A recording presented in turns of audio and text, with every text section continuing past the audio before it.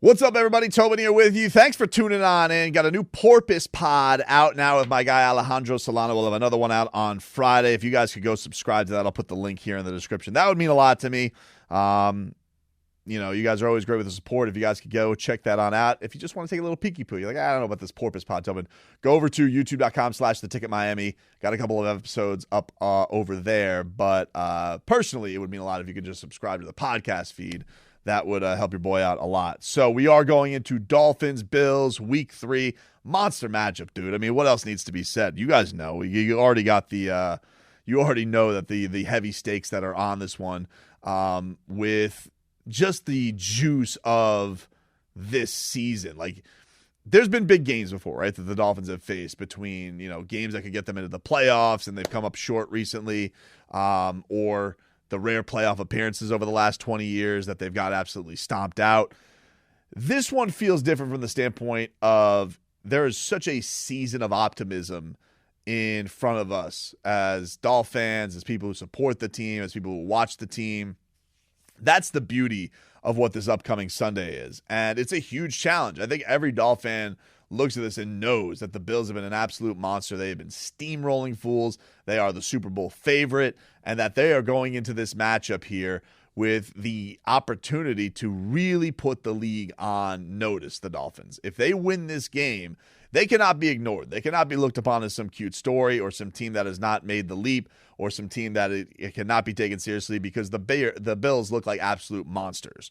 And if the Dolphins are able to come out of this game with a win, everyone's going to start being like, holy crap, how good can this team be? I think right now people are like, man, that was a really cool comeback. All right, maybe we were dogging two a little bit too much. Okay, maybe Tyreek Hill is still going to be awesome in Miami. I think there's a little bit of a pullback on the Dolphins' doubters from this past week, but I think that you're going to turn those non-doubters into true believers if you're able to take out the Buffalo Bills. And it's a tough challenge. We all know how good Josh Allen is. And Mike McDaniel was even saying there's an argument that this guy is the best player in the league. We've all been witnesses to, he's steadily become, one of the best players in the National Football League. Easily could argue he's the best one. And that it's not because he's God's gift. It's because he's unbelievably talented, but it's because you can tell more than that. It's because he works at his craft. He's developing every time he's on the field. He's a really, really good player that you'll never, I don't think, see him stopped necessarily. It's about minimizing and containing. Yeah, and it's a tough guy to contain for sure. And the Miami Dolphins got to find a way. We saw that the explosive plays that the Ravens were able to go last week, Lamar Jackson and Josh Allen, there are similarities in that they are both dual threat. I would say that we would look at Lamar Jackson and say that he is definitely more explosive, the 70-plus yard run that he had against the Dolphins. Josh Allen, probably more imposing to take down. He's an absolute behemoth. He is, as Tua Tagovailoa dubbed him correctly, a beast, that the guy can go out there and do what he's able to do against this Dolphins team. It's a tough test in front of them for sure. And I think that what they're able to do with Stephon Diggs and that entire offense, absolutely dynamic.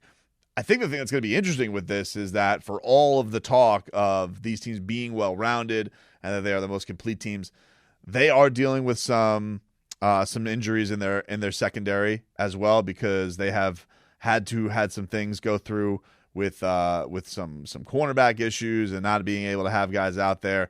The Dolphins, Xavier Howard, dealing maybe with a groin. They're already dealing with a bit of a depleted secondary as it is. They did not have Gabe Davis last week. Will he be good to go? He was limited on Wednesday. Micah Hyde, he did not practice, so they have that to deal with on top of what they've already had in their secondary. That's been a problem. Jordan Phillips was out for them. Everybody remembers that name here as well.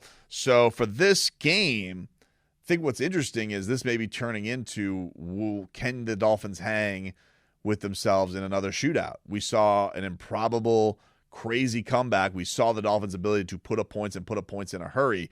Can this be a little bit more of a blow-for-blow type of game? And that's why it's always interesting when people say, well, the quarterbacks don't take on the quarterbacks. They don't, but they do. Like, if Josh Allen goes up there and he punches the Dolphins right in the mouth, the question is, can Tua Tagovailoa go back and do the same thing? And we know the type of weapons that this Bills team possesses, especially with Stephon Diggs And we also know what kind of menacing pass rush that they have. We saw this last year. Now, the beauty of that is, thank God Jesse Davis isn't here. I mean, that is addition by subtraction in the biggest way possible. But the other side of that is, we saw at times last week with, Justin Houston running willy-nilly, getting to Tua as much as he wanted to at certain points in the game. Can the Dolphins avoid some of that with the Von Millers, the EJ Epenezas who hurt him, the Greg Rousseaus, these types of guys who are very menacing and can get to the quarterback and could put a hurting on the quarterback? Are they going to be able to contain them? This has been a line that has definitely looked improved. There's no doubt about that. What we saw last year, where it seemed impossible for any plays to get going because of the offensive line, it doesn't feel like that this time around. It does not feel like an offensive line that is, How about that? Yeah, it's awesome. This does not feel like an offensive line that is one of the worst things that you've ever seen in your life. Adding Teron Armstead was a huge thing. Connor Williams, Eichenberg has looked like a menace. Robert Hunt's looked like a menace. And now, you got Austin Jackson that's out, but I thought Greg Little held his own at certain points in that last week too. So certainly this has been an offensive line that has looked much improved, and they got a tough test in front of them. A huge test.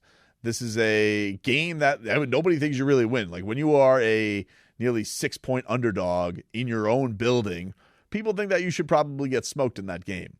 But I look at what this Dolphins team was able to do in that last game against the Ravens.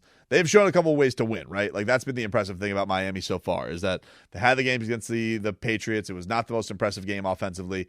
Defense showed up in a big way. On the other side of it, when you have a performance like they had this time against the Ravens, one of the things that was impressive about it, I think a lot of people had this idea that they were going to be yards after catch, that there was going to be a lot of dink and dunk, short passes. The Dolphins showing the ability to get to the big play and get to points in a hurry was so encouraging for me to see that they can go have these huge strikes with all the speed that they have all over this team and show you like, yeah, that's right. That's what we're able to do in a big way. And with that to me was one of the most encouraging things to take it. That's why Tua Tagovailoa, congratulations to him, was named Offensive Player of the Week, which, by the way, Mike McDaniel, very happy for him. Yeah, how about that? Yeah, it's awesome. It's a team award to me, but an award that he tremendously deserves, because when you're around a guy and you see him work amongst noise and you see him, who doesn't appreciate an earned achievement? I think he's done a great job handling all the stuff that he can control and not worrying about the stuff he can't. And I think our entire team felt a little ownership too, because they all have his back. And if, as an organization, we'd allow it, you'd hear a ton more rants from players because they see him work each and every day. And like I said on whenever I talked to you guys last, it was I can't remember the day. That I don't think his teammates were totally surprised. They were just excited. I loved, by the way, Tua Tagovailoa getting slimed for winning the MVP, the Nickelodeon Valuable Player. Goosies galore, dude. First of all, what a childhood dream. Who doesn't want to get slimed? I think Tua might actually not even be old enough to realize the honor of slimage. I don't know, you guys tuning in, I don't know how much Nickelodeon is doing the slime anymore, but back in the day, the sliming, the greatest honor there was in all of Nickelodeon. The Double Dare, you got slimed as a kid. Everybody wanted to get slimed as a kid. And so for Tua Tagovailoa to get bathed in that green gook, what an honor. And then him hugging Tyreek Hill in the midst of it. I was moved. I really was. I was moved as far as any award that they could give this individual in that situation. That really touched me in a certain way, where he was able to really celebrate with his teammates that kind of an honor. As far as the Dolphins on Wednesday, Teron Armstead still dealing with the toe. Not surprising. I think that's going to be kind of a vet thing for him going forward. Xavier Howard dealing with the groin. Again, this may just be a thing that he's dealing with, but I think that they're giving a lot of their better veterans that rest. Melvin Ingram another way. They're doing that too. Cedric Wilson, he was limited with a red jersey on as he got lit up late in that game.